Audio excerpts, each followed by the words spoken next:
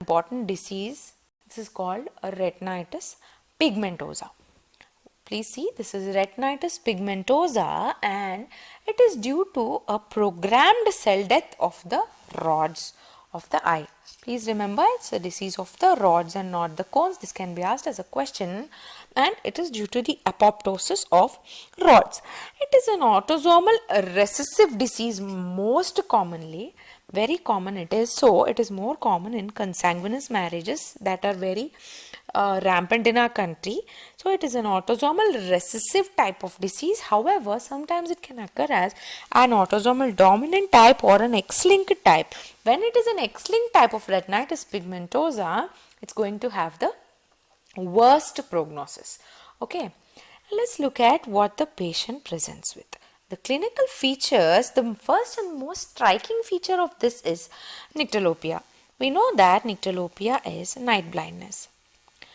How will you know that a baby is having night blindness? You can see the mother complaining to you that as the evening sets in or during the night time the baby is cranky or just sits at a place and stops playing, whereas he or she plays during the entire day. That is an indication that the vision is reduced during the night time. This is how the baby can see or the child can see in the night time. Then there is a ring scotoma that is present, and then slowly this Nyctalopia progresses into a tubular vision because there is constriction. Suppose this is a visual field of the child, it goes on constricting like this. All of this vision decreases and finally the child is left with what is called a tubular vision. Let's look at a ring scotoma. All of these lines, this area, the gray area is my area of ring scotoma. You can compare it with how the patient sees in real life. All this area is the ring-like area that he cannot see. That is the ring scotoma. He can see within the ring and outside the ring, but not in the ring. Okay, that is your ring scotoma, and our tubular vision or tunnel vision, this is what the patient is going to see. There is absolutely no peripheral vision and he is only left with a central tubular vision. Now, coming to the characteristic findings when you examine the fundus of a retinitis pigmentosa patient, this triad you will have to remember. This can be asked as a question. Please remember, it's a pale waxy disc, number 1. Then there is arteriolar attenuation, and number 3 is your bony spicule like pigmentation. All of this black pigmentation that you are seeing is very characteristic of retinitis pigmentosa. Okay. So this is the triad. It's a pale waxy looking disc. If you observe the disc, it's very waxy and very much pale. Normally it is reddish pink in color. Here it's looking very pale. And then there's arteriolar attenuation. You can see the vessels that they are very thin. That is attenuation. And then the pigmentation is bone spicule pigmentation. Now the gold standard to diagnose retinitis pigmentosa is ERG. Though you can see these findings, you can only confirm on an ERG. What is an ERG? You are going to place the electrodes, one on the forehead of the patient and another on the cornea of the patient with the help of a contact lens. From these two electrodes, you will measure the potential difference of the neurosensory layer. And in retinitis pigmentosa, the ERG becomes flat.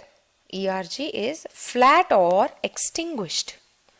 It is called an extinguished ERG in retinitis pigmentosa. Let's look at a normal ERG over here. There are 3 types of waves: the negative A wave, then the positive B wave, and a small C wave that is rarely seen. This is the ERG of a normal eye, which has different waves depending on the stimulus type of the light, the blue, red or scotopic white or whatever it is. Then in retinitis pigmentosa you can see there's hardly anything. Okay, it's almost flat in every case. That indicates a extinguished ERG.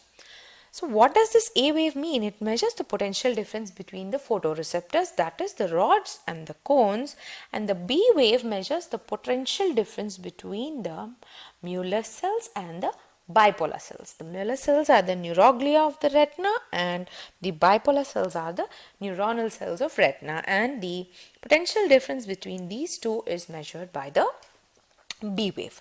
Let's look at the treatment of retinitis pigmentosa. Please remember this number very carefully. It is asked many times. You can give 15,000 international units per day of vitamin A in palmitate form every day, lifelong. Okay, lifelong, you give it lifelong. 15,000 international units per day of vitamin A in its palmitate form needs to be given. Now, such a high dose sounds as if it is toxic, but please remember that it is not at all toxic. When the dose crosses 25,000 IU, then it can be toxic. Okay. However, because it is teratogenic, you are going to avoid it in pregnancy. Okay. Whenever the lady with RP is pregnant, you are going to avoid this vitamin A dosage. The important thing you have to note over here is that it doesn't cure RP. There is no cure for RP. Remember, there is absolutely no cure for RP. However, it delays the RP by about 7 years. 7 years may sound less, but it is of a very long duration for a patient with retinitis pigmentosa. So, it delays the disease by 7 years. Usually, the patient becomes blind by 40, but you can delay it by 7 years if you supplement the patient with vitamin A. Kindly do it and kindly remember this. Okay, now there are some interesting syndromes and very frequently asked in your exams that are associated with retinitis pigmentosa. The first one is Basson-Conway, then Lawrence-Moon-Beadle syndrome. Now, Beadle and Bardet syndrome is separate from Lawrence-Moon syndrome. So, Lawrence-Moon syndrome and Bardet-Beadle syndrome. Then, Usher syndrome. Please remember, the most commonly associated symptom with retinitis pigmentosa is Usher syndrome. Then, Refsum syndrome. Basson-Conway, Lawrence-Moon, Bardet-Beadle, Usher's, which is most commonly seen in RP, and Refsum's disease. All of these are associated with retinitis pigmentosa. Hello everyone, this is Dr. Sai Suguna, your mentor for ophthalmology at Medicoapps. Now, thanks for watching the video. Now we have put such videos all together in our ophthalmology app. The trial version you can download from the link over here or in the description box below.